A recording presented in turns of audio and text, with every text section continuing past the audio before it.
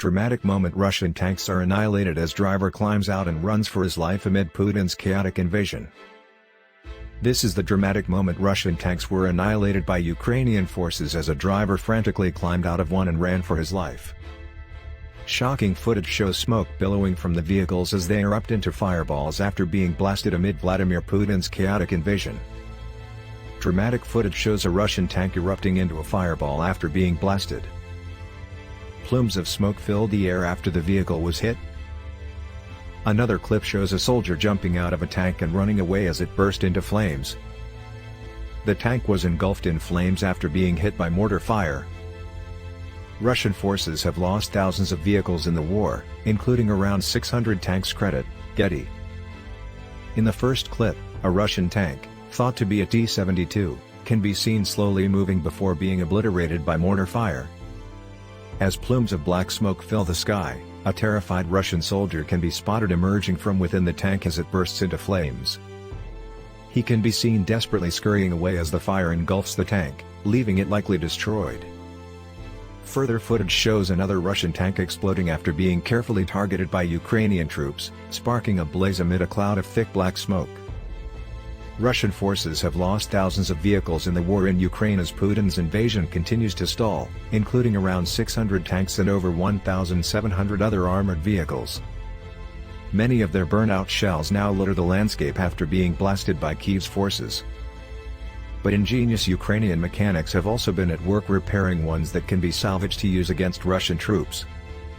President Volodymyr Zelensky said Russia has become one of the main suppliers of arms to their enemy.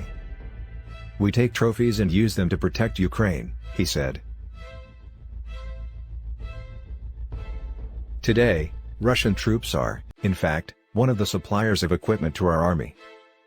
As defiant Ukrainian forces continue to hold back Putin's army, demoralized Russian troops are reportedly switching sides. Captured Russian soldiers have formed their own battalion, and have been pictured training with their new Ukrainian comrades in arms. In a video posted on the app Telegram, a man claiming to be a former Russian soldier says he is now part of the so-called Freedom of Russia Legion.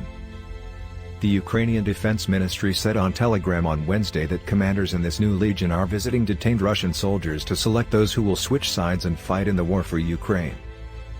In a follow-up post, it said the first volunteers of ex-Russian troops have already begun their training.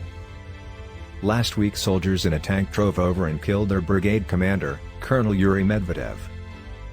Meanwhile, a UK spy chief has revealed mutinous Russian forces are sabotaging their weapons and refusing to carry out orders amid surging Red Army deaths. According to Ukrainian officials, more than 17,000 Russian troops have been killed since Putin ordered his butchers to invade on February 24. Putin massively misjudged how hard conquering Ukraine would be but is bent on his personal war, even as his poorly fed and armed soldiers are giving up. Telling footage showed despairing conscripts complaining of being thrown into the ST with 1940s rifles that do not work.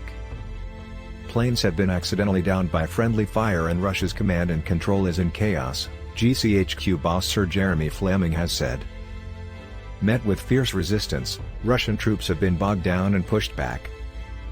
The strategically important town of Trostianets in the northeast has been retaken, the occupying soldiers fleeing, leaving their uniforms behind. But Putin's fearful generals are hiding the scale of the battlefield losses from him as what was meant to be a lightning war grinds on. The eavesdroppers at GCHQ have picked up chatter of mutiny and discord in the ranks by intercepting phone calls, messages and emails. Sir Jeremy told an audience in Canberra, Australia, "We know Putin's campaign is beset by problems, low morale, logistical failures and high Russian casualty numbers. We've seen Putin lie to his own people in an attempt to hide military incompetence. We've seen Russian soldiers, short of weapons and morale, refusing to carry out orders, sabotaging their own equipment